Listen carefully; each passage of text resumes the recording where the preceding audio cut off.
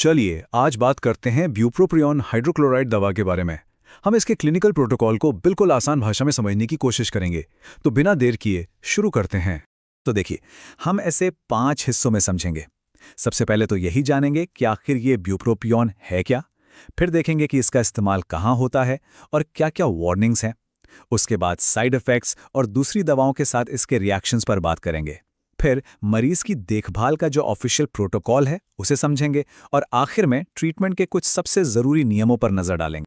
तो चलिए सबसे पहले सवाल से ही शुरू करते हैं कि आखिर ये ब्यूप्रोपियोन है क्या चीज़। ज़रा इसकी बेसिक बातों को समझते हैं। देखिए, ब्यूप्रोपियोन हाइड्रोक्लोराइड एक ऐसी दवा है जो डॉक्टर के पर्चे पर मिलती है और इसका इस्तेमाल ना मोटे तौर पर 2 चीज़ों के लिए होता है। एक तो डिप्रेशन के इलाज में और दूसरा जो लोग स्मोकिंग छोड़ना चाहते हैं उनकी मदद करने के लिए। अब आते हैं एक बहुत ही ज़रूरी हिस्से पर, मतलब ये जानना कि ये दवा किसके लिए है और इससे भी ज़्यादा ज़रूरी कि किन लोगों को इसे बिल्कुल भी नहीं लेना चाहिए। तो एक तरफ तो ये दवा डिप्रेशन और स्मोकिंग छोड़ने में मदद करती है, लेकिन दूसरी तरफ कुछ कंडीशंस हैं जिनमें इसे लेना खतरनाक हो सकता है। जैसे अगर किसी को दौरे पड़ने की बीमारी है या बुलिमिया है या फिर इस दवा से ही एलर्जी है तो उन्हें इससे बिल्कुल दूर रहना चाहिए। ये जानना सेफ्टी के लिए सबसे पहला और ज़रूरी कदम है।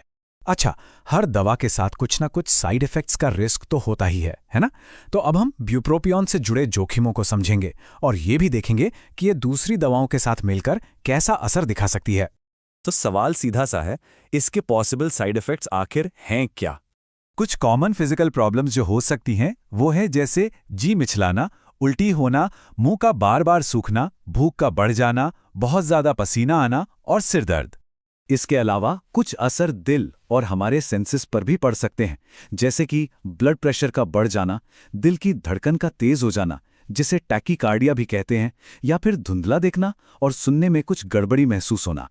अब कुछ सीरियस इफ़ेक्ट्स भी हैं जिन पर फौरन ध्यान देना ज़रूरी होता है।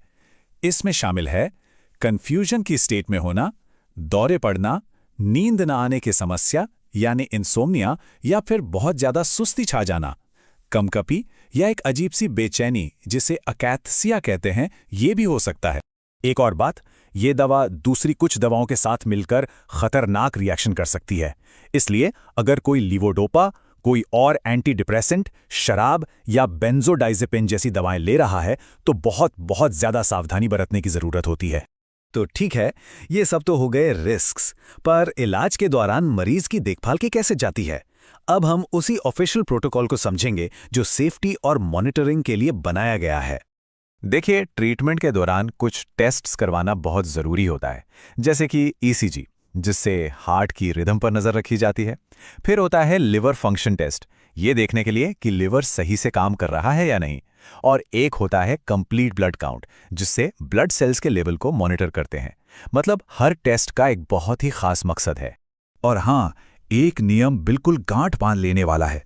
अगर किसी ने शराब पी है तो दवा की अगली खुराक कम से कम, आई रिपीट, कम से कम 12 घंटे के बाद ही लेनी है। ये एक बहुत ही सख्त हिदायत है।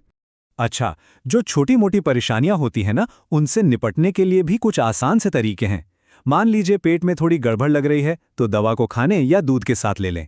अगर मुंह सूख रहा है तो थोड़ी थोड़ी देर में पानी पीते रहें। और अगर कब्ज जैसी शिकायत हो तो अपनी डाइट में लिक्विड्स बढ़ा दें। ट्रीटमेंट के दौरान लगातार मॉनिटरिंग चलती रहती है। इसमें क्या क्या देखा जाता है? मरीज की मेंटल स्टेट और मूड कैसा है? कहीं उनमें सुसाइडल टेंडेंसी तो नहीं दिख रही? कोई और साइकेट्रिक लक्षण तो नहीं उभर रहे? साथ ही ये भी चेक किया जाता है कि दवा को ठीक से निकला जा रहा है या नहीं, और सबसे ज़रूरी कि दवा का असर हो भी रहा है या नहीं। चलिए अब आते हैं आखिरी हिस्से पर, यानी इलाज के वो सबसे ज़रूरी नियम जिनका पालन करना खुद मरीज की जिम्मेदारी होती है। सबसे पहला और सबसे ज़रूरी नियम है, दवा का उपचार अचानक बंद न करें। इसका मतलब है कि इस दवा को एकदम से लेना बंद नहीं करना है।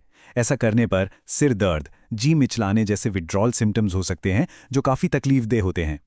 दूसरा नियम, और ये बहुत ही सख्त है, ट्रीटमेंट के दौरान शराब या कोई भी ऐसी चीज़ जो सेंट्रल नर्वस सिस्टम को धीमा करती हो, उसका इस्तेमाल बिल्कुल बिल्कुल भी नहीं करना है। ये बहुत ज़्यादा खतरनाक साबित हो सकता है। और तीसरा ज़रूरी नियम, अगर ये दवा लेने के बाद सुस्ती आती है या नींद जैसा महसूस होता है तो प्लीज गाड़ी ना चलाएं और ना ही कोई भारी मशीनरी ऑपरेट करें। सेफ्टी हमेशा सबसे पहले आती है। तो इस पूरी बातचीत के बाद एक सवाल पर सोचना बनता है कि आखिर इस तरह के एकदम साफ और तयशुदा प्रोटोकॉल हमारे हेल्थ केयर सिस्टम को सबके लिए ज़्यादा से ज़्यादा सुरक्षित बनाने में कैसे मदद करते हैं। मित्रों, यह वीडियो देखकर आपको दवा के बारे में तो पता चल चुका होगा, परंतु दवा डॉक्टर की सलाह के अनुसार ही लें। यदि वीडियो पसंद आया हो तो इसे लाइक, शेयर और सब्सक्राइब करें ताकि जानकारी दूसरों तक भी पहुंच सके। धन्यवाद।